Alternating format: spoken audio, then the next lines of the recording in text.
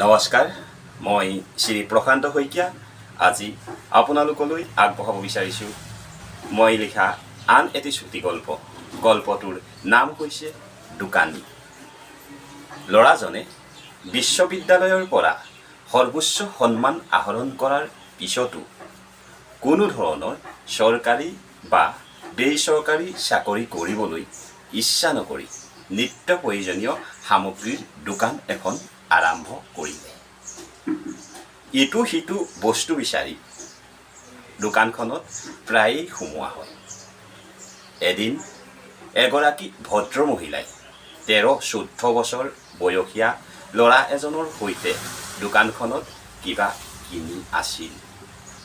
দোকানীজনৰ লগত বস্তুৰ দৰ দাম কৰি থকাৰ পৰাই হঠাৎ মহিলাগৰাকীয়ে নিজৰ ল'ৰাজনক দমদমাই উঠে।